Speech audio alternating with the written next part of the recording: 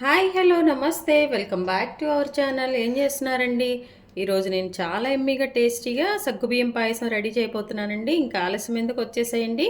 చక్కగా మనం ప్రిపేర్ చేసుకుందాం.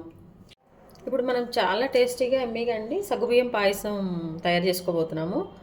ఈ సగ్గుబియ్యం పాయసం అనేది పాతకాలంలో స్పెషల్ వంటకం, అందరికీ తెలుసు. పెళ్ళిళ్ళలో పెట్టేవాళ్ళంతా 80 కిడ్స్కి 90లో కొంతమందికి అయితే తెలిసి ఉంటుంది.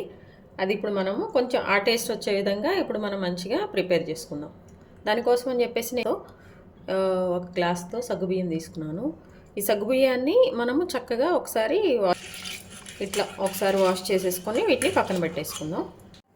ఇప్పుడు నేను ఒక గిన్నె తీసుకున్నాను అండి, కొంచెం అడుగు మందంగా ఉండేది. దానిలో ఏంటంటే మనం ఈ గ్లాస్తో సగ్గుబియ్యం తీసుకున్నాం కదా, ఈ గ్లాస్తో నేను ఒక 3 గ్లాసులు వాటరు ఇందులో వేసేసుకుంటున్నాను. మనము వాటర్ తీసుకున్న గిన్నె ఉంది కదండి, దాన్ని ఏంటంటే స్టవ్ పైన పెట్టేసుకొని మనము స్టవ్ ఆన్ చేసుకున్నాము. ఒక 2 నిమిషాలు కొంచెం వాటర్ హీట్ అయ్యే వరకు మనము వీటిని వెయిట్ చేద్దాము. ఈ వాటర్ హీట్ అయ్యాక మనం ముందుగా పెట్టుకున్నాం కదండి సగ్గుబియ్యం, శుభ్రంగా వాష్ చేసుకొని అవి ఇందులో వేసుకుందాం. ఒక 2 నిమిషాల తర్వాత మన గిన్నెలో ఒక టేబుల్ స్పూన్ నెయ్యి వేసుకుందామండి. ఆప్షనల్ అండి, ఉంటే వేసుకోండి, లేకపోతే లేదు. కొంచెం ఈ స్వీట్కి నెయ్యి వేసుకుంటే బాగుంటుంది కాబట్టి కొంచెం ఒక టేబుల్ స్పూన్ అట్లా నెయ్యి వేసేసి దీన్ని బాగా ఆ వాటర్లో మంచి కరిగిపోయే వరకు మనము ఒకసారి మిక్స్ చేసుకుందాం. ఇప్పుడు ఇందులో మనం ముందుగా వాష్ చేసుకొని పక్కన పెట్టుకున్నాం కదండి ఒక గ్లాసు సగ్గు బియ్యము, అవి ఇందులో వేసేసుకుందాం. ఇప్పుడు వీటిని మనము మంచిగా కలుపుకుంటా అండి ఒక 5 నుంచి ఒక 7 నిమిషాల వరకు మనము చక్కగా దీన్ని ఉడికించుకోవాలన్నమాట. మంచిగా ఈ సగ్గుబియ్యం అంతా కూడా మంచి కుక్ అయ్యే వరకు మనము కుక్ చేసుకుందాం. లిడ్ పెట్టేసేసి మీడియం ఫ్లేమ్ మీద పెట్టేసుకొని ఒక 5 నిమిషాలు మనం వదిలేద్దామండి. స్వీట్ అనగానే మనం ఇలాచీ పౌడర్ వేయాలి కదండి. ఇలాచీ పౌడర్ మనకు దొరకపోయినా ఏం చేయాలంటే, మనం కొంచెం మిక్సీ వేయలేము కాబట్టి మన ఇంట్లో ఉన్న ఒక 5 నుంచి ఒక 7 వరకు ఇలాచీ తీసుకున్నామండి. ఇవి మిక్సీ జార్లో వేసుకొని దీనికి కొంచెం ఒక టేబుల్ స్పూన్ అట్లా మన మిక్సీ నలిగే విధంగా ఉండే వరకు మనము కొంచెం ఒక 2 టేబుల్ స్పూన్స్, ఒక టేబుల్ స్పూన్ ఎటు మనము షుగర్ వేస్తాం కాబట్టి ఇది మంచిగా వేసేసుకొని మిక్సీ వేసుకుంటే బాగుంటుందండి.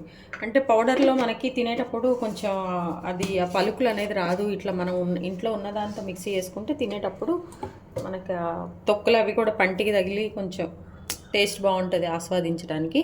సో మనం దీన్ని పౌడర్ ప్రిపేర్ చేసుకుందాం. ఇదిగోండి చక్కగా ఇట్లా మనము ఇలాచీ పౌడర్ చేసుకున్నాము. ఈ పౌడర్ని ఒక బౌల్లో తీసుకొని పక్కన పెట్టుకుందామండి. ఇదిగోండి ఇప్పుడు మన సగ్గుబియ్యం చక్కగా కుక్ అయిపోతున్నాయండి. ఇంకా అవ్వలేదు, ఒక 50% అయినాయండి, అవ్వలేదు, ఇంకా కుక్ అవ్వాలి. ఇదేంటంటే ఒక 5 నుంచి 7 నిమిషాల తర్వాత అండి. సో ఇంకా టైం పడుతుంది. ఈ టైంలో ఏంటంటే మనము కొంచెం మన ఎండు కొబ్బరి ఉంటుంది కదా, ఎండు కొబ్బరిని వేయించకుండా పచ్చిదే అండి ఇప్పుడు దీనిలో వేసేయాలి. ఇది ఒక టేస్ట్ ఉంటుంది దానికోసమని. మనం అంతా అయిపోయాక నెయ్యిలో వేయించేసుకొని వేస్తాము, అది వేరే. ఇది ఇట్లా అయినప్పుడు తినేటప్పుడు టేస్ట్ బాగుంటుందండి. ఇట్లా కొంచెం చిన్న ముక్కలుగా చేసేసుకొని వేసుకోవాలి, ఎందుకంటే అది ఎండు కొబ్బరి కాబట్టి కొంచెం కుక్ అవుతుంది అది కూడా వీటితో పాటు, దానికోసమని. ఇట్లా మూత పెట్టేసి మళ్ళీ ఒక 2 నిమిషాలు ఉన్న తర్వాత మనము షుగర్ యాడ్ చేద్దాం. ఫస్ట్గా అండి స్టవ్ ఆన్ చేసుకొని ఒక చిన్న మూకుడు ఉంటుంది కదా మన ఇంట్లో, దాన్ని పెట్టేసుకుందామండి. ఇది ఎందుకంటే మన డ్రై ఫ్రూట్స్ అన్నీ కూడా మంచిగా నెయ్యిలో వేయించుకుంటానికి. ఇది అయిపోయాక మనము పైన వేసుకుంటాం కదా దానికోసమని. ఇదిగోండి ఇట్లా కొంచెం ఒక టేబుల్ స్పూన్ అండి, ఎందుకంటే కొంచెం వాటిలో అన్నీ ఫ్రై అవ్వాలి కాబట్టి ఒక టేబుల్ స్పూన్ పడుతుంది. ఇందులో దీనికోసం ముందుగా ఇవ్వండి జీడిపప్పు, కొంచెం స్వీట్ కదండి, కొంచెం అన్నీ వేసుకుంటేనే బాగుంటుంది, టేస్ట్ కూడా బాగుంటుంది అనమాట. ఇట్లా ఈ నెయ్యిలో మనము కాగుతున్న నెయ్యిలో ఇవి వేసేద్దాం. మనం ఇంతకుముందు అందులో పచ్చి వేసాం కదా కొబ్బరి, ఇక్కడేమో మంచిగా ఎండు కొబ్బరి అండి. ఇందులో మనము ఈ నెయ్యిలోనే కొంచెం రోస్ట్ చేసుకుందాం, లైట్గా కలర్ చేంజ్ అయ్యే వరకు అండి. కిస్మిస్ అండి చూడండి, ఈ మాడినా పర్లేదండి, మాడితేనే మంచి టేస్ట్ వస్తుంది. ఇదిగోండి ఇట్లా ఈ కిస్మిస్ని కూడా మనము ఒకసారి వేయించేసుకొని పక్కన పెట్టేసుకోం. ఈ డ్రై కిస్మిస్ ఏంటంటే చక్కగా ఈ నెయ్యిలో కానీ ఆయిల్లో కానీ వేసినప్పుడు ఇదంతా చక్కగా ఫ్రూట్లాగా తయారైపోతుంది అండి. మనము పక్కన పెట్టేసుకుందాం.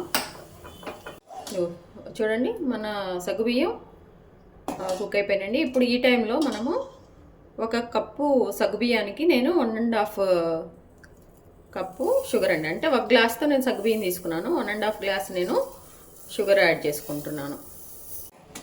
ఇలా కలుపుకుంటూ దీన్ని మనము ఉడికించేసుకోవాలండి. ఇది చూడండి, ముందు మనము మిక్సీ వేసుకున్నాం కదా ఇలాచీ పౌడరు, దాన్ని కూడా వేసేద్దామండి.